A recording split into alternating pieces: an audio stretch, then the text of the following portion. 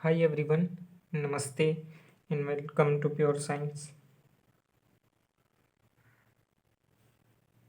आज के क्लास में हम देखेंगे थर्मोडायनेमिक जो चेंजेस होते हैं, जैसे रुद्धोष्म परिवर्तन हो गया, समतापी परिवर्तन, समदाबी परिवर्तन, है ना। इस प्रकार के जो चेंजेस होते हैं इनमें क्या क्या कंडीशन फॉलो होने चाहिए, ठीक है। जो एडियाबेटिक चेंज होता है इसमें क्या कंडीशन फॉलो होना चाहिए, ठीक है। और आइसोथर्मल होता है ना। आइसोबैरिक जो चेंज होता है इसमें क्या कंडीशन फॉलो होने चाहिए, इसके लिए प्रतिबंध देखेंगे। मतलब ऊष्मागतिक निकायों में जो परिवर्तन होता है उसके लिए प्रतिबंध, है ना। कंडीशन लिख देता हूँ, topic condition for the change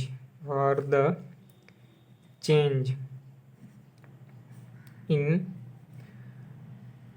the thermodynamic system, है ना।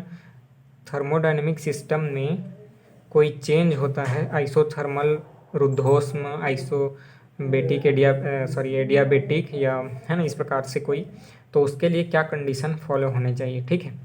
तो जैसा कि हम पिछले वीडियोस में पढ़ चुके हैं कि जो ब्रह्मांड की एंट्रोपी होती है वो या तो नियत रहती है या सदैव बढ़ती है ना।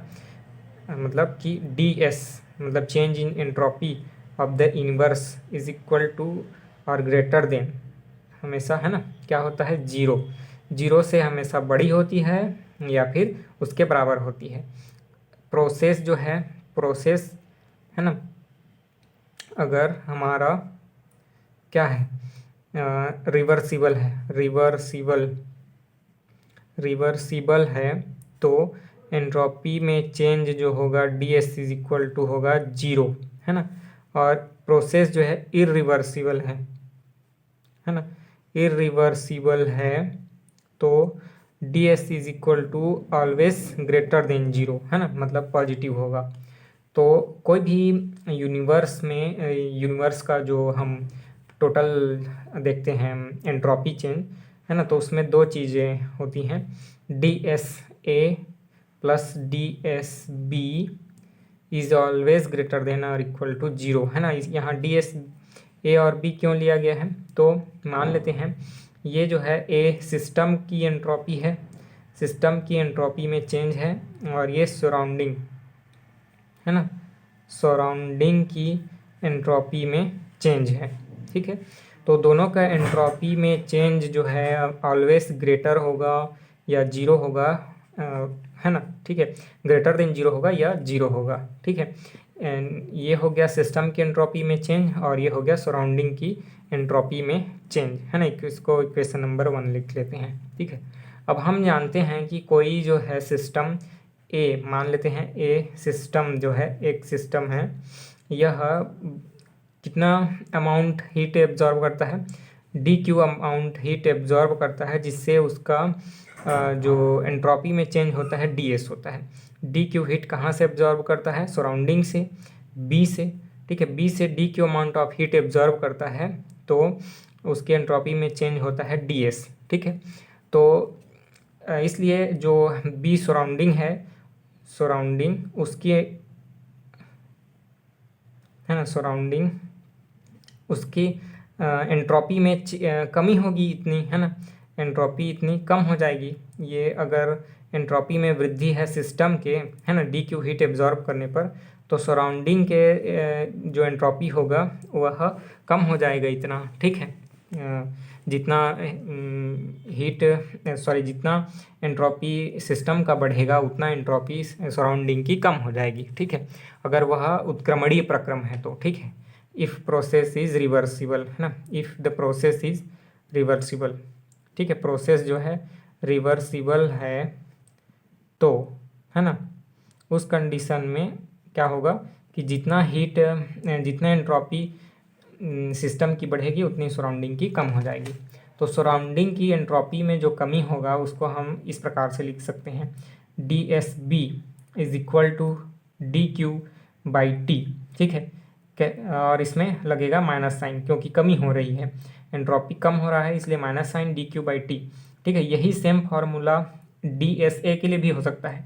DSA is equal to dQ/T हो सकता है, लेकिन वहाँ पॉजिटिव रहेगा क्योंकि वहाँ पर एंट्रोपी में इंक्रीज हो रहा है। ठीक है, एंट्रोपी उसका बढ़ रहा है। ठीक है, तो ये हो गया आपका DS is equal to minus dQ/T। ठीक है, इसको लिख लेते हैं क्वेश्चन नंबर 2। ठीक है, अब देखते हैं फर्स्ट लॉ ऑफ थर्मोडायनेमिक्स है ना। According to first law of thermodynamics क्या होता है। फर्स्ट लॉ ऑफ थर्मोडायनेमिक्स हम जानते हैं कि DQ इज इक्वल टू होता है DU प्लस PdV है ना, DU प्लस PdV। ठीक है, इसको हम इस फॉर्म में भी लिख सकते हैं DU प्लस DW है ना, और ये है आपके सिस्टम का हीट में चेंज है ना, या हीट में चेंज जो है रहा है सिस्टम का। ठीक है, तो उसको DU प्लस DW भी लिख सकते हैं। ठीक है, तो इस जो वैल्यू है DQ का वैल्यू, इसको यहाँ पर सब्स्टिट्यूट करेंगे। ठीक है, क्योंकि सिस्टम के लिए हीट जो एब्जॉर्ब किया जा रहा है वह और सराउंडिंग के हीट में जो चेंज हो रहा है वह दोनों सेम है ना। मतलब ये DQ जो है DQB is equal to DQA दोनों जो है सेम है, क्योंकि इतना जो है हीट एब्जॉर्ब किया जा रहा है उतना ही हीट जो है रिलीज किया जा रहा है सिस्टम द्वारा, सॉरी सराउंडिंग द्वारा है ना। तो इसको हम लिख लेंगे। ठीक है, इस इक्वेशन से DQ का वैल्यू यहाँ पर पुट अप करेंगे इक्वेशन नंबर 2 में। ठीक है, तो चलिए देखते हैं।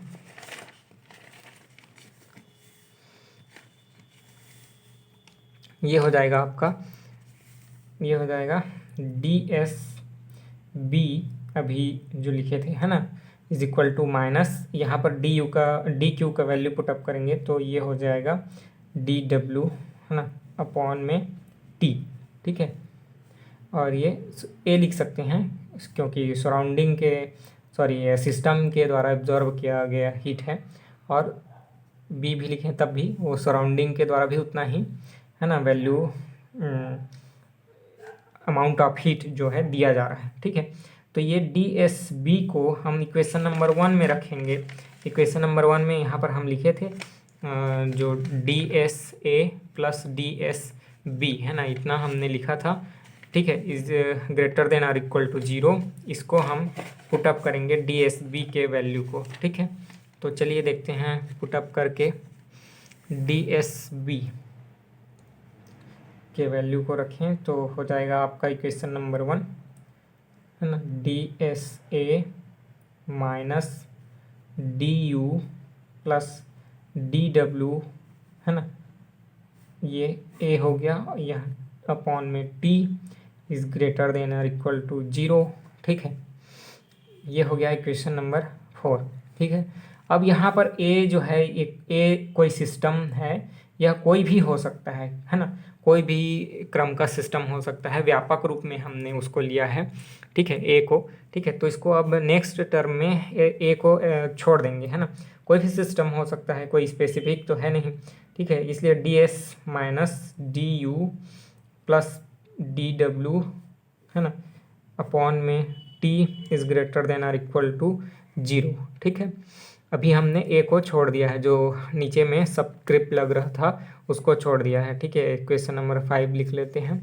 यहाँ से देखिए T को मल्टीप्लाई कर देंगे DS में, फिर ये माइनस हो गया DU, उसके बाद plus DW greater than or equal to 0। इसको हम और अच्छे से लिख सकते हैं TDS minus DU minus DW greater than or equal to 0। ठीक है, ये हो जाएगा TDS minus DU is greater than or equal to DW है ना, इस DW को राइट साइड लेके चले गए हैं। ठीक है, तो ये हमारे पास एक इक्वेशन मिल गया। इक्वेशन नंबर 6 सपोज लिख लेते हैं इसको है ना। तो ध्यान दीजिएगा यहीं पर से अब हमको अलग अलग प्रक्रमों के लिए है ना थर्मोडायनेमिक चेंजेस देखे थे ना अभी, जिसके लिए हमको प्रतिबंध कंडीशन निकालने थे, तो इसमें रखना है। ठीक है, तो पहला देख लेते हैं। पहला है अगर वह परिवर्तन जो है एडियाबेटिक हो, है ना, एडियाबेटिक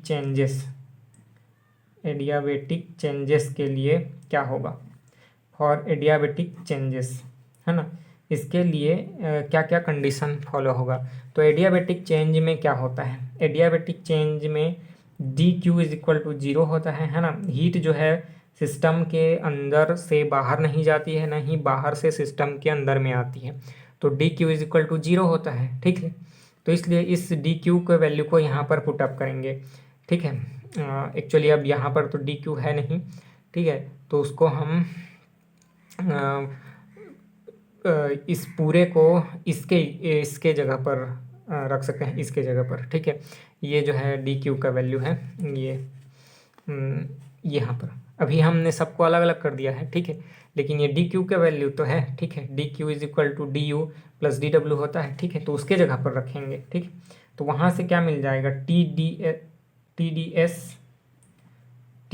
एस माइनस यहाँ पर डी क्यू था, है ना, और greater than or equal to zero था, ठीक है। तो डी क्यू का वैल्यू जीरो हो गया, ठीक है, तो इसलिए T D S is greater than or equal to zero होगा। तो यहाँ से हमको मिल जाएगा डी एस, ठीक है, D S is greater than or equal to zero, ये एक कंडीशन मिल गया, ठीक है। D S is greater than equal to zero, adiabatic change में D S is equal to greater than or equal to zero होता है ना। अब एडियाबेटिक चेंज भी दो टाइप के होते हैं, ठीक है, आइसोकोरिक एडियाबेटिक या फिर आइसोबेरिक एडियाबेटिक, ठीक है। तो हमको दोनों के लिए देखना पड़ेगा, ठीक है। पहले देखते हैं कि जो परिवर्तन है, ठीक है, एडियाबेटिक आइसोकोरिक है, एडियाबेटिक तो है ही, साथ में आइसोकोरिक भी है, ठीक है, आइसोकोरिक भी है, ठीक है। तो उस कंडीशन में क्या होगा, है ना, आइसोकोरिक है मतलब D V is equal to zero, है ना, सम आयतनी, है ना, तो आयतन में परिवर्तन जीरो होगा। साथ में एडियाबेटिक है तो D Q is equal to zero होगा, और अगर D Q is equal to zero होता है तो D S is greater than or equal to zero होता है, अभी हमने देख लिया, ठीक है। तो D V is equal to zero, है ना, D V is equal to zero, इसलिए हम जानते हैं इसके पहले जो इक्वेशन देखे थे उसमें आया था हमारे पास D Q is equal to D U plus P D W, ठीक है। यहाँ पर D U is equal to P D V भी था, ठीक है, डी डब्ल्यू के जगह पर पी डी वी हो जाएगा, ठीक है।